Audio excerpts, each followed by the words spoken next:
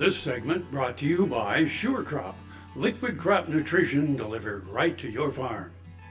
This particular virus is wheat streak mosaic virus. This virus in the last year caused a 10% yield loss across Kansas. So if you put that in numbers, it's about $30 million just in losses to the virus. So what we did is that when the virus infects the plant, it goes into the plant, and the virus is a very simple organism, but it needs proteins so that it can replicate. If it doesn't have those proteins, then it can't replicate and the plant is resistant. So what we did is we found a gene inside the plant that does the basic thing. It starts the process of making protein. And what we did is we went in and we cut the cord. And what happens is we put that gene on a wanted, dead or alive poster inside the plant.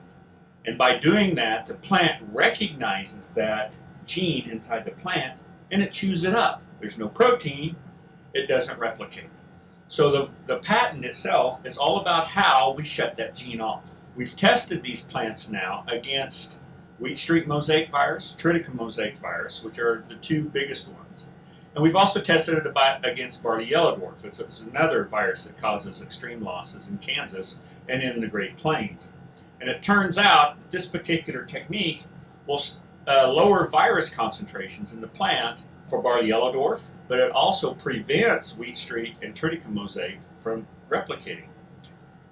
By using gene editing technology or mutagenesis, we can speed up the process of getting this gene to the Kansas farmers through classical plant breeding, say 5 to 10 years using these types of processes.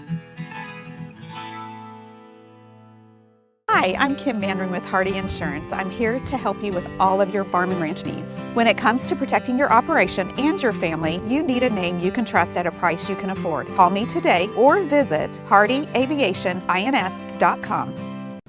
Earlier in my life, I rode bucking horses and rodeos, and my shoulders took such a beating, and that was probably the reason for having several previous surgeries on both shoulders. About a year ago, I decided that I didn't want to have another surgery.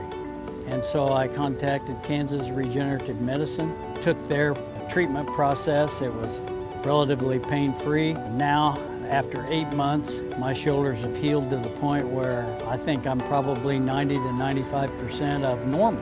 It takes a couple of months to start to see results and feel real progress. That continued to increase gradually until now at approximately 8 months. And I'm extremely pleased. I've got full range of motion.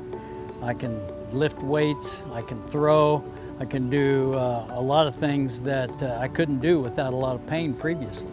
So I'm tickled to death with the results, and I'd recommend this process to anyone.